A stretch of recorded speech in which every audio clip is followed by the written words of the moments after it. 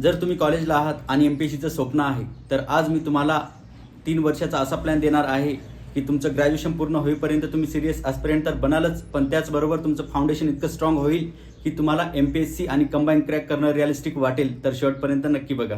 FY, SY आणि TY ते तर आपण पुढे स्टेप बाय स्टेप बघणारच आहे, पण त्याच्या अगोदर सिरियस ॲस्पिरंट आणि ॲव्हरेज ॲस्पिरंटमध्ये काय काय फरक असतो कॉलेज लाईफमध्ये असताना ते आपण थोडक्यात बघूया. म्हणजे पुढे जाऊन कोण सिलेक्शन घेऊ शकतो आणि कोण रिग्रेट करू शकतो. ठीक आहे.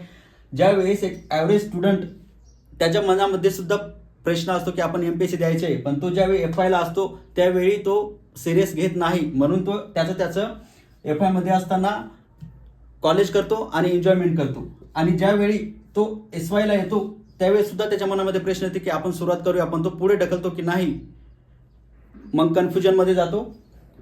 आणि ज्यावेळी TYला येतो त्यावेळी मात्र पॅनिक करतो, म्हणजे रिग्रेट करतो की आता सुरुवात कधी करायची, पुढे काय करायचं, जॉब करायचं का MPSC मध्ये उतरायचं. आणि इथं मात्र तो पॅनिक करतो. आणि त्याच ठिकाणी जर आपण सिरियस ॲस्पिरंट बघितलं तर FYला असताना तो पूर्णपणे सिरियस ॲस्पिरंट मोडमध्ये जातो आणि त्याचं फाउंडेशन स्ट्रॉंग करतो. आणि SYला आल्यावरती त्याचं सिलेबस इथं कम्प्लीट होऊन जातं आणि इथे मात्र तो ॲव्हरेज स्टुडंटवाला कन्फ्यूज होतो.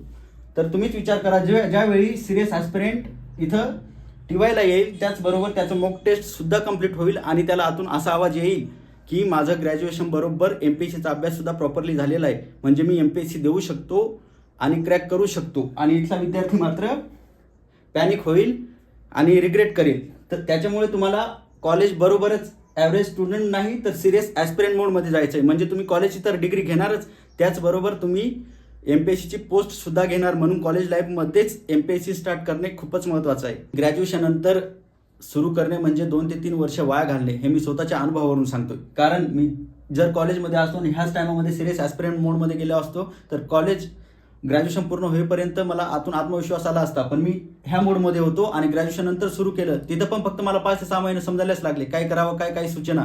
म्हणून तुम्ही इथं न राहता जर कॉलेजमध्ये असाल तर खरोखर म्हणतोय सिरियस ॲस्पिरंट मोडमध्ये जा. कारण तुम्ही ज्यावेळेस तुमचं ग्रॅज्युएशन पूर्ण होईल तेव्हाच तुमचं पूर्णपणे फाउंडेशन स्ट्रॉंग होईल आणि इथला विद्यार्थी तेव्हा सुरुवात करेल ज्यावेळी तुम्ही त्याच्या पुढे 60 ते 70% गेलेले असता. म्हणून कॉलेज लाईफमध्येच MPSCला सुरुवात करणे खूपच महत्त्वाचं आहे. फेज 1 जे की आपला असेल फाउंडेशन इयरसाठी FYसाठी. ठीक आहे. आणि FYला असताना आपल्याला फक्त 4च कामे करायचे. कोणकोणते? इतिहास, भूगोल, राज्यशास्त्र आणि अर्थशास्त्र एवढे सब्जेक्ट घ्यायचे आहे. मग इतिहाससाठी आपण कोणते घेणार? 11वीचं आधुनिक भारत आणि 12वीचं जागतिक भारत. आणि भूगोलसाठी कोणतं घेणार? 11वीचं भौतिक भूगोल आणि 12वीचं मानव भूगोल. आणि राज्यशास्त्रसाठी कोणते घ्यायचे? 11वीसाठी भारतीय राज्यव्यवस्था 11वीचं आणि 12वीचं आंतरराष्ट्रीय संबंध. आणि अर्थशास्त्र 12वीचं अर्थव्यवस्था घ्यायचं. आणि हे पुस्तकं फक्त महाराष्ट्र स्टेट बोर्डचेच घ्यायचे, कारण आपण जर बघितलं की मागील MPSC आणि कंबाईनचे जितके पण प्रश्न आहे आणि त्यांचा सिलेबस आहे पूर्ण क्लॅरिटी इथूनच येते आणि ह्या स्टेट बोर्डवरतीच आधारित एक्झाम आहे. म्हणून आपण पहिले हेच क्लिअर करायचे आणि नंतर रेफरन्स बुकवरती जायचं. आणि सगळे सब्जेक्ट इथं घ्यायचे नाही, म्हणजे याच्यामध्ये अजून मॅथ, रिझनिंग, अजून करंट अफेअर, इन्व्हायरमेंट, अजून एक्सेट्रा खूप विषय आहे. तर पहिल्याच वर्षी आपल्याला खिचडीसारखं पकवून घ्यायचं नाही, तर एवढे 4च विषय घ्यायचे आणि थोडं का होईना करून हेच पूर्ण करायचं एका वर्षामध्ये FY मध्ये. ठीक आहे. आणि हो, जर तुम्ही म्हटले की आम्हाला हे नाही वाचायचं, डायरेक्ट रेफरन्स बुकवरती जायचं आहे, तर तुम्ही व्हिडिओच्या खाली कमेंटमध्ये लिहा रेफरन्स बुकसाठी कोणकोणते बुक्स महत्त्वाचे आहेत, त्याच्यावरती आपण व्हिडिओ बनवू. पण एक रेफरन्स बुकबद्दल मी तुम्हाला सांगतोय, जर आपलं बेस स्ट्रॉंग नसेल तर रेफरन्स बुक वाचून कन्फ्युजन होतंय. म्हणजे जर समजा एक्झाम्पल घ्या, 11वीच्या पुस्तकामधून भारतीय राज्यघटनाच क्लिअर नसेल तर पॉलिटिक्सचं M लक्ष्मीकांत वाचून आपल्याला समजतंय, पण कन्फ्युजन वाढतंय. म्हणून बेसिक अंडरस्टँडिंग आणि फाउंडेशन आपल्याला इथूनच कंप्लीट करायचं आहे, नंतर रेफरन्स बुकवरती जायचं आहे. स्टेप 1, ज्यावेळी आपण FYला असताना 11वी आणि 12वीचे बुक फिनिश करू त्यावेळी आपल्याला पॅसिव्ह वाचन करायचं नाही. पॅसिव्ह वाचन म्हणजे आपण फक्त बुक्स रीड करतोय, त्याच्यामध्ये काय चाललंय काय समजेना, फक्त रीड करायचं म्हणून रीड करायचं, त्याचा आपल्याला काहीच फायदा होत नाही. तर त्याच्यामध्ये आपल्याला ॲक्टिव्ह वाचन करायचं आहे. ॲक्टिव्ह म्हणजे ॲक्टिव्ह वाचन करत असताना आपण जेव्हा बुक्स रीड करू त्यावेळी आपण त्याच्यामध्ये काय दिलंय ते समजून घ्यायचं, आयोगाचे PYQ कनेक्ट करून बघायचं आणि MCQ सॉल्व्ह करण्याचा प्रयत्न करायचा. आणि ही आतापासूनच सवय लावून घ्या MCQ सॉल्व्ह करणे, तेच आपल्याला महत्त्वाला कामी येतं. आणि त्याच्यानेच आपलं आहे ना वाचन परफेक्टली होतं आणि रिव्हिजन टाईपनी म्हणजे रिवाईज सारखं होतं. म्हणून ॲक्टिव्ह वाचन करणे गरजेचं आहे. तर आपण एक्झाम्पल बघूया थोडक्यात, नेमकं अभ्यास कसा करायचा आहे आणि MCQ कसा अटॅच करायचा आहे. समजा आता मी चॅप्टर घेतलेला आहे भारतीय राज्यघटना आणि विषय घेतला आहे भारतीय राज्यघटना आणि त्याच्यामध्ये क्वेश्चन, हा जो क्वेश्चन आहे तो मूलभूत अधिकारामध्ये आहे, भाग 3 मध्ये. तर त्याच्यामध्ये असा क्वेश्चन आहे, डॉक्टर B.R. आंबेडकरांनी कोणत्या कलमास भारतीय संविधानाचा आत्मा मानले आहे. आत्मा मग कोणत्या कलमास आपल्याला माहिती आहे 32. पण आपण हेच बरोबर करून पुढे निघून जायचं नाही. बहुतेक पोरं इथंच मिस्टेक करतायत.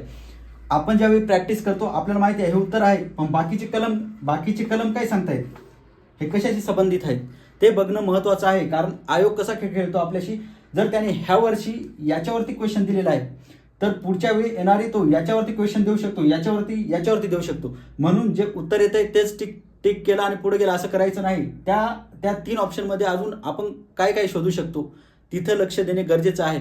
आणि मी खरं म्हणतोय, ज्यावेळी आपण अभ्यास करतो त्यावेळी तुम्ही कुठलं पण घ्या, काय पण घ्या, कोणतं पण घ्या आणि कोणाचं पण घ्या, पण PYQ स्पष्टीकरण नक्की घ्या. कारण ते घेतलं नाही तर तयारी अपुरी सारखी वाटते. म्हणून PYQ बघणे, सोडवणे आणि ॲनालाइज करणे इतका फायदा होतो त्याचा की म्हणजे आपण नाही का, जिथं 2 वर्ष लागणार आहेत 1 वर्षामध्ये आपण करू शकतो. म्हणून PYQ घ्या आणि त्याच्यावरती जितकं जमेल तितकं फोकसने ॲनालाइज करण्याचा प्रयत्न करा. आपण FIची स्टेप 1 बघितली. आता स्टेप 2 मध्ये काय करायचं आहे, आपल्याला डेली 1 तास करंट अफेअर रीड करायचा आहे. आणि करंट अफेअर रीड करण्यासाठी सोर्स कोणते यूज करायचे, तुम्ही या 4 पैकी कोणतं पण एक सोर्स घेऊ शकता. तुम्ही लोकसत्ता घेऊ शकता, इंडियन एक्सप्रेस घेऊ शकता किंवा PIB घेऊ शकता, किंवा डायरेक्ट तुम्हाला 1 इयरचं कॉम्बो पॅकेज सारखं पाहिजे असेल, म्हणजे इथं कुठंच नाही जायचं आणि डायरेक्ट फक्त एक बुकच पाहिजे असेल तर तुम्ही क्लासिफाईड म्हणून हे घेऊ शकता.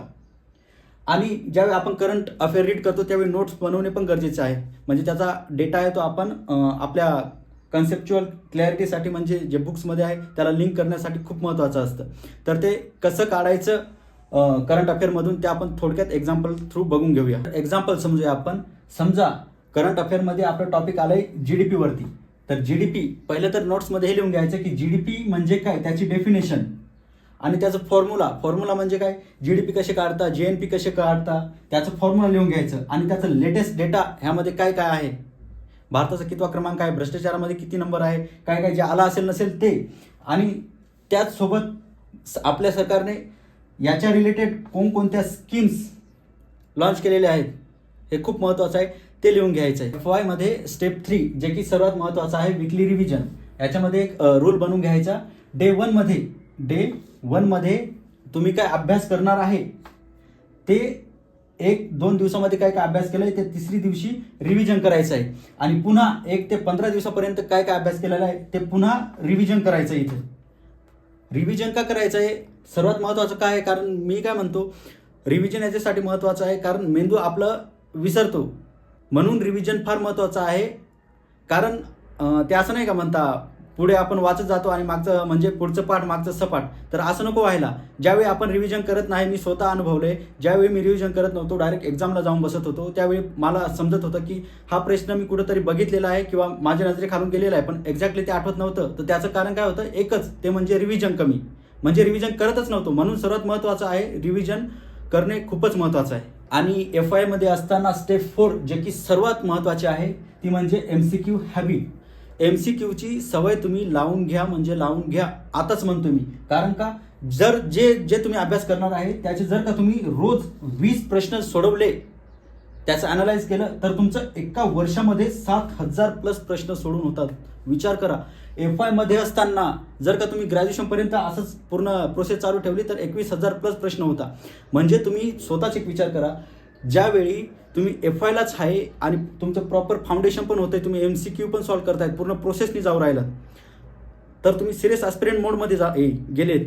आणि त्याच ठिकाणी FI मध्ये असलेला दुसरा विद्यार्थी जो काय म्हणतोय की मी ग्रॅज्युएशन नंतर सुरुवात करणार आहे, तर तुम्ही इथंच विचार करा, तुम्ही पहिल्या वर्षीमध्येच तुमच्या बरोबरीचे जो ग्रॅज्युएशन नंतर सुरुवात करणार आहे त्याला 1 वर्षामध्येच कितीतरी पट्टीने मागे सोडलेला आहे. विचार करा, म्हणजे तुम्ही ही जर ह्या प्रोसेसने गेले तर तुम्ही ग्रॅज्युएशनची डिग्री तर घेणारच, पण वेळ आली तर तुम्ही ग्रॅज्युएशनची ज्यावेळी डिग्री भेटणार त्याचवेळी तुम्ही MPSC म्हणजे आयोगाच्या कोणत्या ना कोणत्या पोस्टवर नक्की राहणार. आणि मी MCQ सवयीला का जास्त महत्त्व देतो, कारण आयोगाचे PYQ सोडवा आणि MCQ सोडवा तेव्हाच आपल्याला समजतं की आपण बरोबर अभ्यास करतोय का, आयोगाच्या पॅटर्ननुसार आपण बरोबर डायरेक्शन आहे का, म्हणजे आपला अभ्यास मॅच होतोय का, म्हणजे आतून आत्मविश्वास येतोय. आणि ज्या मिस्टेक आपण एक्झामला जाऊन बसतो, हॉलमध्ये बसतो, तिथं जाऊन करतो, ज्यावेळी आपण इथं प्रॅक्टिस करतो डेली, तिथंच आपल्या मिस्टेक आपण सॉल्व्ह करण्याचा प्रयत्न करतोय. म्हणजे एक्झाममध्ये गेल्यावरती तिथं आपण मिस्टेक टाळतोय. खूप विद्यार्थ्यांचा हाच प्रॉब्लेम आहे. म्हणून जितका जास्त तुम्हाला सराव करता येईल तितका सराव करा. तर आपण बघितलं FY मध्ये काय काय केलं ते. तर आता आपण आलो सेकंड इयरला म्हणजे SYला. तर SY मध्ये आल्यानंतर तुम्ही जायचं सिरियस मोडमध्ये. सिरियस मोड म्हणजे पहिलं केलं असेल रॅन्डम स्टडी, कुणी सिरियस मोडमध्ये केलं असेल, कुणी कसं, पण पहिले आपण जे FYला केलं ते पूर्ण बेसिक स्ट्रॉंग केलं. आता SYला येताना, सेकंड इयरला येताना तुम्ही जायचं आहे सिरियस मोडमध्ये. सिरियस मोडमध्ये म्हणजे इथं तुमचं फुल सिलेबस कंप्लीट झालेला पाहिजे आणि प्लस PYQ याच्यावरती जोर पाहिजे. आणि याचबरोबर याच्यामध्ये एक सब्जेक्ट ॲड करायचा, तो म्हणजे मॅथ आणि रिझनिंग.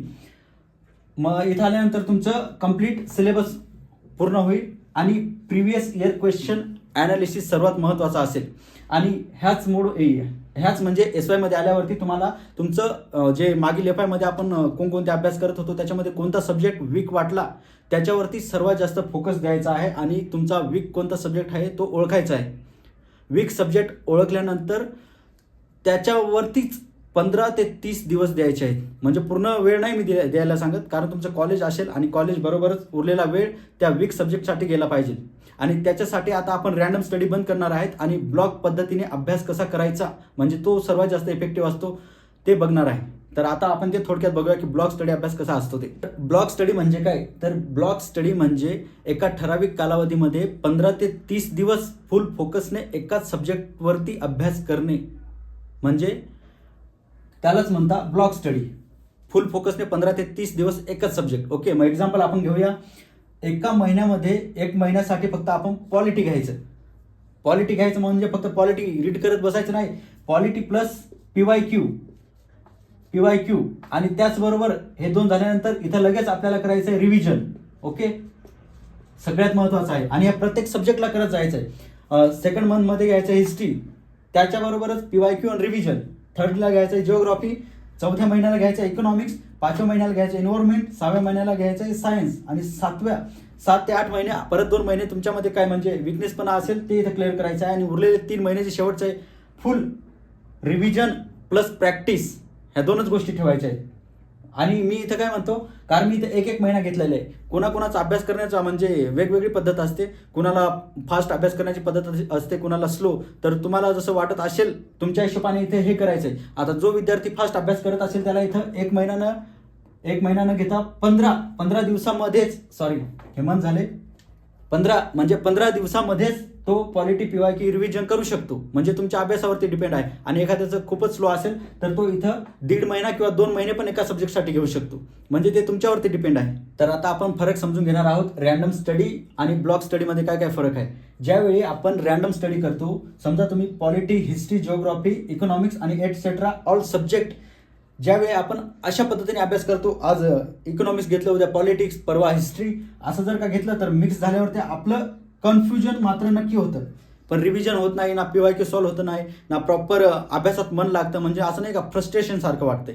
आणि ज्यावेळेस आपण ब्लॉक स्टडी पद्धतीने अभ्यास करतो त्यावेळी काय होतं, आपण एकच सिंगल सब्जेक्ट घेतो. म्हणजे तुम्हाला जसं मागं म्हटलं ती कोणी एका महिन्यासाठी घेतं, कोणी 15 दिवसासाठी घेतं. सिंगल सब्जेक्ट घेतो, पूर्ण फोकसने एकाच विषयावरती आपण अभ्यास करतो 15 ते 30 दिवस. आणि त्याचं एकच विषय घेणे म्हणजे तो विषय पूर्ण करणे आणि त्याच्यावरती PYQ सोडवणे आणि त्याचं रिव्हिजन करणे.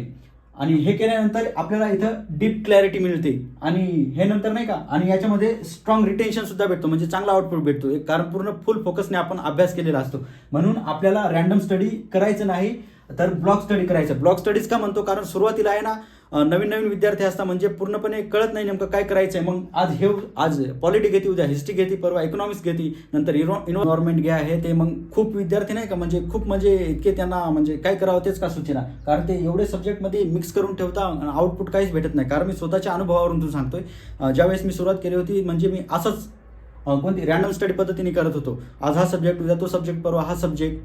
म्हणजे असं करून आउटपुट काहीच नव्हतं. परत 10 दिवसांनी उघडायचो, जे काय वाचलं तेच काय समजेना. म्हणून आपल्याला रॅन्डम स्टडी बंद करायचं आहे, कारण याच्यामध्ये स्टार्टिंग फेज आहे ना, म्हणजे खूप म्हणजे आपलं कुठंच्या कुठं निघून जातो. तर ब्लॉक स्टडीने जा. आणि स्टार्टिंग फेजमध्ये ब्लॉक स्टडीज का म्हणतोय, कारण आपल्याकडे अजून खूप वेळ आहे. याच्याने आपल्याला चांगला आउटपुट भेटेल आणि मन पण आणि फुल फोकसने म्हणजे नेमकं काय चालू आहे पूर्ण आपल्याला समजेल. म्हणून ही पद्धत स्टार्टिंगच्या फेजला खूप इफेक्टिव्ह आहे. ओके, तर ह्याच पद्धतीने जायचं आहे. तर लास्ट इयर TY म्हणजे सिलेक्शन मोडमध्ये आता आपण आलेलो आहोत. तर फेज 3. पण त्याच्या पहिले मी तुम्हाला एक सांगून देतो, ज्यावेळी तुम्ही SY आणि TYला असणार त्याच वेळेस GS आणि ऑप्शनल सब्जेक्ट स्टार्ट करून द्या साईड बाय साईड, म्हणजे तुमच्या टायमाच्या हिशोबाने. GS म्हणजे कोणतं, कंबाईनसाठी जे ग्रामरचे पेपर असतात मराठी इंग्लिश, ते सुरुवात तुम्ही करून द्या SY किंवा TY. आणि ऑप्शनल पेपर जे राज्यसेवेसाठी आहेत ते पण तुम्ही तेव्हा स्टार्ट करून द्या, ज्यावेळेस पहिले तुम्ही प्रीचं ज्यावेळेस तुम्ही पूर्ण अभ्यास केलेला असेल, नंतर तुम्ही ऑप्शनल सब्जेक्ट चालू करा. म्हणजे कसं, म्हणजे समजतंय आपल्याला नेमकं काय चालू आहे काय नाही, मग प्रॉपरली आपल्याला माइंडमध्ये बसतंय. आणि तर याच्यामध्ये काय आपण बघणार आहे TYमध्ये. तर TY म्हणजे एक्झाम सिम्युलेशन बरं का. याच्यामध्ये टेस्ट, रिव्हिजन आणि स्पीड याच्यावरती आपण जास्त भर देणार आहे. तर पुढे आपण बघू काय काय करणार आहे ते. तर याच्यामध्ये आपण वीकली फुल लेंथ टेस्ट देणार आहे. मग याच्यामध्ये तुम्ही 100 द्या, 200 द्या, 300 द्या किंवा 500 द्या. आणि दुसरं म्हणजे टाइम मॅनेजमेंट प्रॅक्टिस, हे सर्वात महत्त्वाचं आहे. आपण एका तासामध्ये आपले किती प्रश्न सुटतात, किती बाकी राहतात आणि किती टायमा किंवा सेकंदामध्ये एक प्रश्न सोडवणे गरजेचं आहे. तर ते प्रॅक्टिस केल्यानेच इम्प्रूव्हमेंट होते, याच्याकडे लक्ष द्यायचं आहे. आणि तिसरा म्हणजे मिस्टेक नोटबुक. याच्यामध्ये बघा, ज्यावेळी आपण 100 पैकी समजा आपले 50, 55 किंवा 60 बरोबर आले, तर आपण कुठं चुकलोय, आपली नोटबुक चुकीची आहे का, की आपले म्हणजे स्पीडमुळे चुकी केली आहे का, की आपण थोडं मेंटली डिस्टर्ब होतो हॉलमध्ये.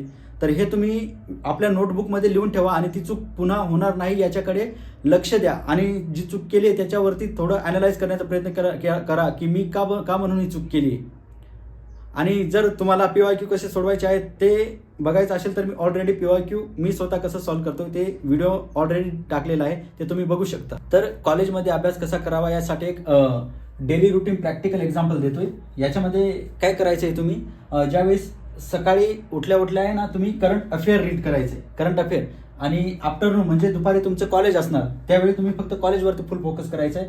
आणि संध्याकाळी आहे ना, कॉलेजवरतून आल्यावरती फ्रेश झाल्यानंतर आहे तुम्ही मेन सब्जेक्ट म्हणजे कोणता पण विषय घ्यायचा आहे जो तुम्हाला वाटेल तो, त्याचा संध्याकाळी कॉलेजवरतून आल्यावरती अभ्यास करायचा आहे फ्रेश झाल्यानंतर. आणि नाईटला काय करायचं आहे, एकतर जेवणाच्या आधी किंवा जेवणानंतर जेव्हा तुम्हाला टाइम भेटेल म्हणजे ॲडजस्ट करता येईल त्या टायमात MCQ म्हणजे जे अभ्यास केलेला आहे त्याचे MCQ आणि त्याचे PYQ याच्यावरती फोकस द्यायचा आहे. आणि पूर्णपणे मी टाइम टेबल देऊ नाही शकत, कारण ते तुमचं कॉलेज आहे, तुमचा वेळ आहे आणि तुम्ही ॲडजस्ट करा. म्हणजे तुमच्या ॲडजस्टप्रमाणे तुम्ही टाइम टेबल सेट करा, म्हणजे कॉलेज पण बुडणार नाही आणि प्रॉपर अभ्यास पण होईल. आणि दररोज डिसिप्लिन आणि कन्सिस्टन्सीने अभ्यास केला 3 ते 4 तास, तर 3 वर्षात गेम बदलतो. जे कोणी सांगणार नाही ते आता मी सांगतोय.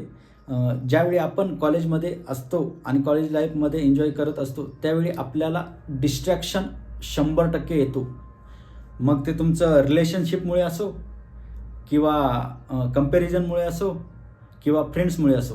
तर ह्या गोष्टी थोड्याफार म्हणजे मॅनेज कॉलेज लाईफ एन्जॉय कराच, पण थोडं मॅनेज पण करा. कारण की मी माझ्यावरतून सांगतोय, ज्यावेळी मी कॉलेजला होतो त्यावेळी मला खरंच MPSC काही माहिती नव्हतं. आणि म्हणजे खरं म्हणजे कोणी सांगणार नव्हतं, कारण मी ग्रामीण भागातच पूर्ण एज्युकेशन कंप्लीट केलेलं आहे. आणि कॉलेज सुटल्यावरती घरी यायचो, मग मित्राकडे इकडे जा तिकडे जा, हे कर ते कर, म्हणजे त्याच्यामध्येच पूर्ण टाईम. आणि घरचं काम कर, त्याच्यामध्येच पूर्ण टाईम. आणि नंतर ग्रॅज्युएशन झाल्यानंतर मी सुरुवात केली. तर मला आता असं वाटतंय म्हणजे मी खूप मोठी चुकी केली. ते टायमातच म्हणजे डायरेक्शन दिली असती तर आता कुठंतरी म्हणजे जिथं आता मला 3 वर्ष एक्स्ट्रा लागत आहेत, तर कॉलेजपासूनच मी केलं असतं तर ग्रॅज्युएशन पुढे 1 वर्ष फक्त एक्स्ट्रा लागला असता. तर तुम्ही अशी चूक करू नका, माझ्या चुकीवरूनच शिका. तुम्ही अशी चूक करू नका. तुमच्याकडे आताच योग्य वेळ आहे. पुढे जाऊन थोडं हे होण्यापेक्षा आताच सुरुवात करा आणि नक्कीच यश भेटेल. ग्रॅज्युएशन नंतर नाही तर सुरुवात आत्ताच करा. आत्ताच करा का म्हणतोय मी, कारण की थोडं का होईना पण आत्ताच करा. ग्रॅज्युएशन नंतर खूप प्रॉब्लेम असतात, नंतर लाईफ स्ट्रगल हे ते परत घरचे प्रॉब्लेम, त्याच्यामुळे आता वेळ आहे तुमच्याकडे तर आत्ताच करा. आणि FYला असताना तुम्ही 1 तास जरी अभ्यास केला तरी चालेल, पण सुरुवात आत्ताच करा. आणि SYला आल्यावर मात्र 3 तासापेक्षा एक्स्ट्रा अभ्यास व्हायला पाहिजे. 3 तास प्लसच अभ्यास व्हायला पाहिजे SYला. आणि TYला आल्यावरती मात्र तुमचा अभ्यास आहे फुल फोकसनी 5 तास तरी असायला पाहिजे सिलेक्शन मोडमध्ये. जर तुम्ही खरंच सिरियस असाल तर आता स्टडी सुरू करा. प्लॅनिंग नाही तर ॲक्शन घ्या आणि 3 वर्षामध्ये खरोखर गेम बदलू शकतो. आणि अशाच गोष्टी जाणून घ्यायच्या असेल तर तुमच्या भावाला लाईक आणि सबस्क्राईब नक्की करा. थँक्यू.